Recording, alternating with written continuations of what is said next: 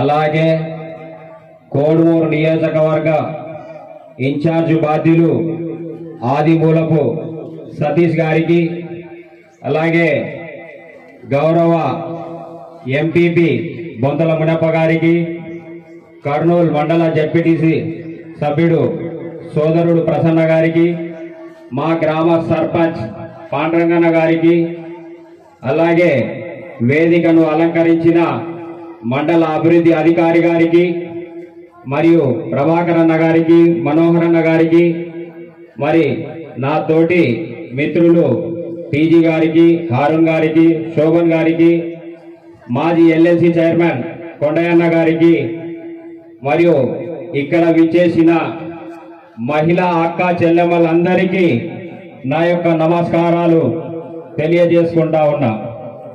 నిజంగా ఈరోజు మంచి శుభదినం. ఈరోజు ఇక్కడ మీటింగ్కు వచ్చిన ప్రతి ఒక్కరి అకౌంట్లలో 18,750 రూపాయలు అమ్మ పడతాయా లేదా? పడతాయనండి. పడకుంటే నేను మైక్ కింద పెట్టి పోతా. మైక్ ఇవ్వండి వాళ్ళకి, దయచేసి సార్ మైక్ ఇవ్వండి, మైక్ ఇవ్వండి సార్. అందరు చేతులు ఎత్తండమ్మా, గట్టిగా అందరు చేతులు ఎత్తండి. మన ముఖ్యమంత్రి వర్యులకు గట్టిగా చప్పట్లతో స్వాగతం చెప్పండి. గట్టిగా చప్పట్లతో స్వాగతం చెప్పండి. ఎందుకంటే మన గౌరవ ముఖ్యమంత్రి వర్యులు ఏదైతే మహిళ అభివృద్ధి చెందుతుందో, ఏ ఇంట్లో అయితే మహిళ అభివృద్ధి మళ్ళీ సంసారాన్ని నెట్టుకొస్తుందో, మహిళ బాగుంటే ఆ కుటుంబం బాగుంటుంది, ఆ ఇంట్లో పిల్లలు బాగుంటారు అని చెప్పి మళ్ళీ మన గౌరవ ముఖ్యమంత్రి వర్యులు ఆయన వచ్చినటువంటి ఆలోచన ప్రకారంగా మహిళలు ఆర్థికంగా సామాజికంగా ఎదగాలని చెప్పి ఆయన ఆకాంక్ష.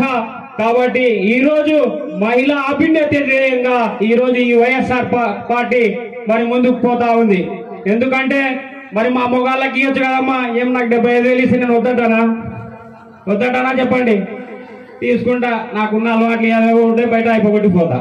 కానీ అదే మీ చేతిలో పడితే ఒక బర్రెనో ఒక మేకనో ఒక కోడో మళ్ళీ తీసుకొని మీరు కుటుంబాన్ని అభివృద్ధి పరుస్తారని చెప్పి కుటుంబాలు ముందుకు పోతే మరి ఈరోజు ఎక్కడైతే పేదవాళ్ళు ఉంటారో వాళ్ళు ఆర్థికంగా ఎదిగినప్పుడే ఈ రాష్ట్రం సుభిక్షంగా ఉంది అని చెప్పి, సుభిక్షంగా ఉంటుంది అని చెప్పి కోరుకునే నాయకుడు ఎవరైనా ఉన్నారంటే ఒక గౌరవ ముఖ్యమంత్రి వైఎస్ జగన్మోహన్ రెడ్డి గారు మాత్రమే అని చెప్పి ఈ సభాముఖంగా మీకు తెలియజేస్తా ఉన్నా. నిజంగా మరి మొన్నట్నే మనం ఆసరా ప్రోగ్రాం చూసుకున్నాం. ఈరోజు చేయుత అంటే ఎందుకు? మీకు డబ్బులు ఇస్తే కుటుంబాలు బాగుంటాయి, మీకు డబ్బులు ఇస్తే మీ పిల్లల్ని చదివిస్తారు. ఈరోజు మరి మన వైఎస్ఆర్సీపీ పార్టీ పిల్లలు ఎదగడానికి ఇక్కడ ఉన్న పిల్లల్ని ఏమో మీకు జగనన్న గోరుముద్ద వస్తుందా? అమ్మఒడి వస్తుందా? జగన్ మామయ్య పథకాలు బాగున్నాయా? మీ ఇంట్లో మీ అమ్మ నాన్నలకు చెప్తున్నారా? బాగున్నాయి కదా. బాగున్నాయంటే మీరు అందరు గట్టిగా చప్పట్లు కొట్టండి. బాగున్నాయి కదా. మరి అందుకని చెప్పి ఇందాక పెద్దలు మాట్లాడినట్టు రేపు రాబోయే ఎలక్షన్ లో చాలా మంది మాయా మాటలతో మంత్ర తంత్రాలతో కూడా మీ దగ్గరకు వస్తారు. 6 హామీలు పెట్టాడు మాజీ ముఖ్యమంత్రి వర్యులు మరి చంద్రబాబు నాయుడు గారు. 6 అంటే మేము చిన్నప్పుడు అనుకుంటుంటే నా గుండు గీరు అని. ఇప్పుడు కూడా ఏం లేదా, ఆయన 6 హామీలు గుండు గీరేటివే. కానీ మన ముఖ్యమంత్రి వర్యులు 122 సార్లు బటన్ నొక్కారు.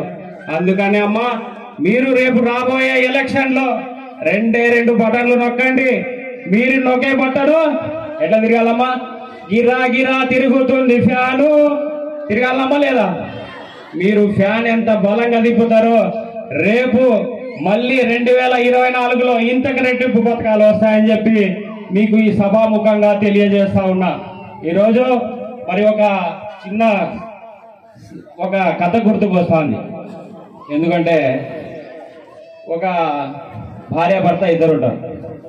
భర్త ఏమంటా అంటే, నేను పనికి పోతున్నా, నువ్వు సర్ది తీసుకొని రాయండి అంటే ఆయన పాపం పొద్దున్నే పోతాడు. మరి చేనులో పనికి నిమగ్నమై ఉంటాడు. ఈమె ఏం చేస్తా అంటే ఆడ మాటలు చెప్పి ఈడ మాటలు చెప్పి ఆయనకు చదివి తీసుకోవడం మర్చిపోదు. చదివి తీసుకోవడం మర్చిపోయినాక ఏం చేయాలా? అప్పుడు మర్చిపోతుంది. 11కో 12కో ఈయన బట్ట చేయనికి పోయా నేను చదివి తీసుకోవాలి లేదు. అప్పుడు ఏం చేస్తారంటే బియ్యం బ్యాళ్ళు కట్టుకొని పోతుంది. ఆ చేను కాడికి పోయినాక మొగుడు కోపం వస్తుంది.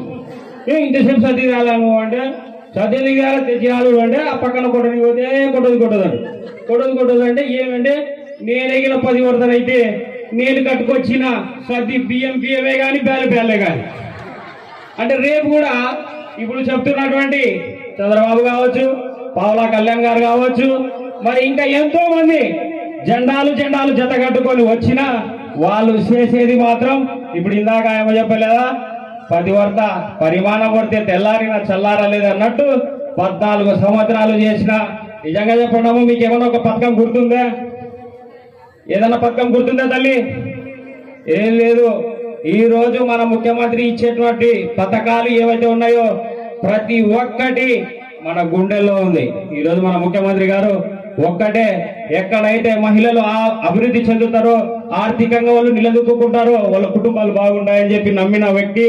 కాబట్టి రేపు రాబో ఎలక్షన్ లో మీరందరూ మీ ఇంట్లో వాళ్ళతో చెప్పండి, మీ చుట్టుపక్కల వాళ్ళతో చెప్పండి, మరి ఖచ్చితంగా వైఎస్ఆర్ గుర్తుకి మీదనే ఓటు వేసి మరింత అఖండ మెజార్టీతో మన ఆదిమూలపు సతీష్ గారిని మరి ఎంపీ అభ్యర్థి గారిని గెలిపించాలని చెప్పి కోరుకుంటూ ఈ అవకాశం ఇచ్చిన మీ అందరికీ నా యొక్క నమస్కారాలు తెలియజేసుకుంటున్నాను. Thank you to all.